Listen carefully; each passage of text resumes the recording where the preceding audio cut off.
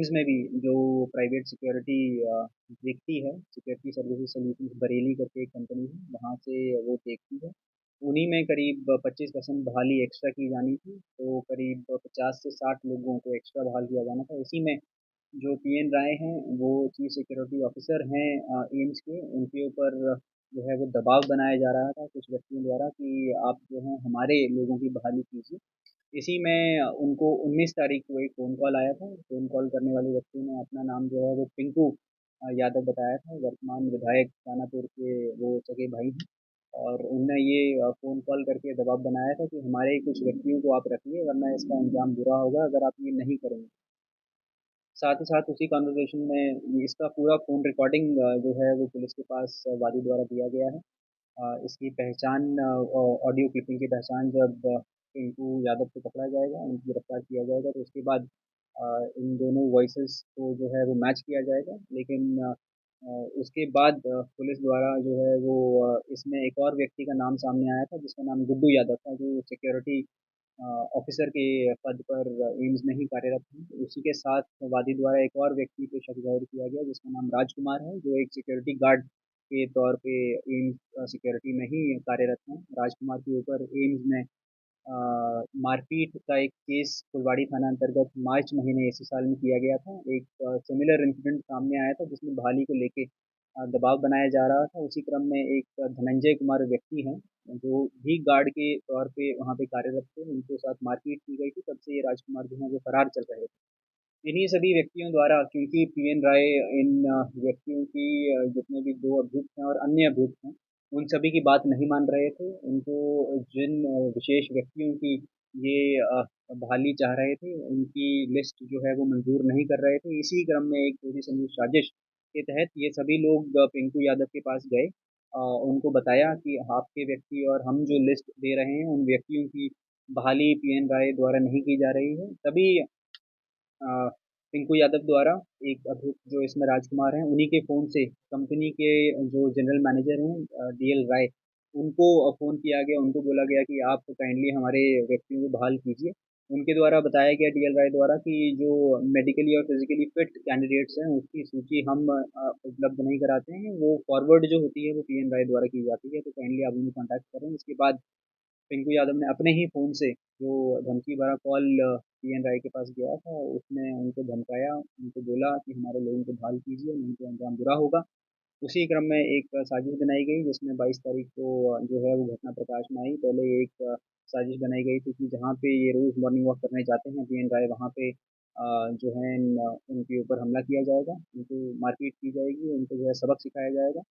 क्योंकि वो morning walk करने गए नहीं, इसीलिए वो जो है उनकी गाड़ी को 9:50 जब वो घर से निकलते हैं फॉलो किए और खगौल के पास जाके इस घटना को अंजाम दिया। इस घटना के उद्भेदन के लिए एक एसआईटी फॉर्म की गई थी। एएसपी दानापुर और फुलवाड़ी एएसपी दोनों की अध्यक्षता में, साथ ही साथ SHO Khagaul, SHO Danapur, SHO Rupaspur, साथ ही साथ एसएचओ फुलवाड़ी, इनकी एक विशेष टीम बनाई गई थी, जो कल जो है अभियान चला, उसमें इन दोनों व्यक्तियों की गिरफ्तारी की गई है। इसके अलावा 6 और अभियुक्त अभी इसमें फरार चल रहे हैं, शूटर्स की पहचान हो गई है।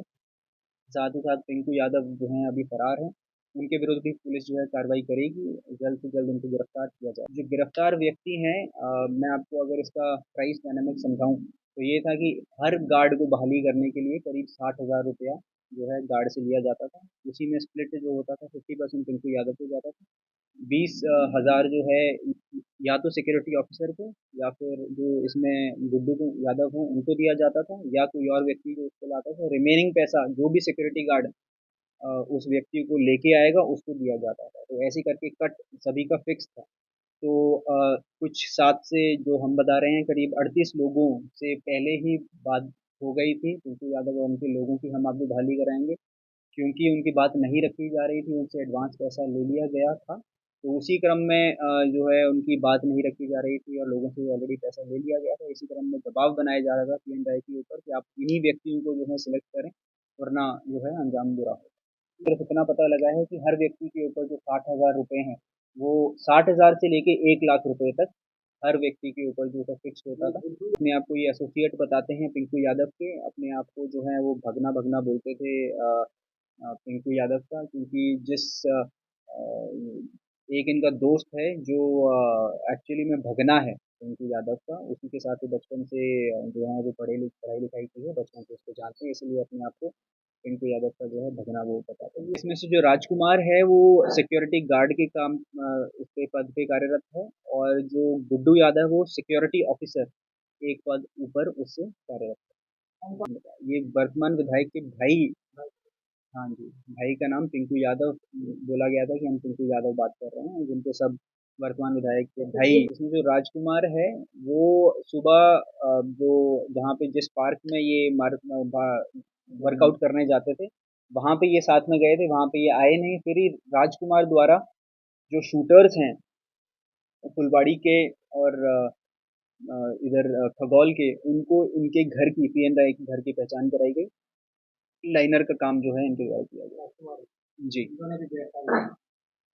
दोनों की गिरफ्तारी ऐसे हुई कि जो वादी हैं, क्योंकि उनको पहले से ही आशंका थी कि इन दोनों का इसमें संलिप्तता रही हुई होगी, पहले भी उनके तो साथ बकझक की गई थी, तो उनके द्वारा जो उनके फ़ोन डिटेल्स हमारे साथ शेयर किए गए, हमारे द्वारा इन दोनों को बुलाया गया, उनसे पूछताछ की गई, तभी उसमें पता लगा कि जो है इनकी संलिप्तता सामने आई है। अन्य अभियुक्तों की जो जैसे ही हम लोग गिरफ्तार करने पहुँचे, इसमें से एक बाउंसर हैं जो एम्स में ही कार्यरत हैं, उनकी भी इसमें इन्वॉल्वमेंट है, उन्हीं के द्वारा शूटर्स उपलब्ध कराए गए हैं, वो अभी फरार चल रहे हैं, और पिंकू यादव और अन्य अभियुक्त जो है से फरार चल रहे हैं। अभी आपको शूटर्स और जो बाउंसर हैं इन सब का हम डिटेल शेयर नहीं कर रहे हैं, क्योंकि उस पर अनुसंधान हमारा प्रभावित होगा, जैसे उनको पकड़ेंगे तो हम दोबारा से आप लोग सर जो ऑडियो आप लोगों को पुलिस से मिला है पिंकू यादव और प्रेम नाथ के बीच, तो ये बात क्लियर है कि गुड्डू यादव को पिंकू यादव नहीं है, उसमें क्लियर नहीं है। जो हमारे पास ऑडियो क्लिप है उसमें ये कहीं पे भी नहीं है कि गुड्डू यादव को पिंकू यादव ने उठवाया था। इसका एविडेंस हमारे पास अभी तक ऑन रिकॉर्ड नहीं है। वो तो ऑडियो में बोल रहा है कि हम लोग दूसरी तरफ है, उसको काम देगा, हम लोग तरफ से तो तुम्हारा काम करेगा। अगर आपके पास वो वाला ऑडियो है तो हमारे साथ शेयर करें। जी, अगर आप मोकामा के या बाहर का आदमी को रखिएगा तो कोई काम देने वाला नहीं है। हाँ, वो तो क्लियर है, हमने तो ये तो हम अपने स्टार्ट से ही प्रेस विज्ञप्ति में पहले से ही बता रहे हैं, और बोल भी रहे हैं कि जो धमकी दी गई थी उसमें ये बोला गया था क्योंकि आपके द्वारा बाद में मोकामा द्वारा व्यक्ति रखा जा रहा है और कोतमा और हमारे एरिया का नहीं रखा जा रहा है, इसलिए आप कृपा करके हमारे वाले एरिया के लोगों को भी रखें। ये तो डेफिनेटली बोला गया था। पिंकू यादव का इसमें इन्वॉल्वमेंट है, पिंकू यादव का आउटराइट इन्वॉल्वमेंट है, जो कंस्पिरेसी है उसके मुख्य चीफ जो है वो पिंकू यादव ही है। जी, हमको सूचना दी है रवीश लाल यादव के घर में ही ये सब सेटिंग हुआ, तो पिंकू यादव का घर तो वहीं पे है जहाँ पे रुकला जाता है। हाँ जी, रवीश लाल यादव पिंकू यादव का भाई है या सब यादव इन लॉ है? जितना हमारे पास सूचना है वो उनके भाई हैं।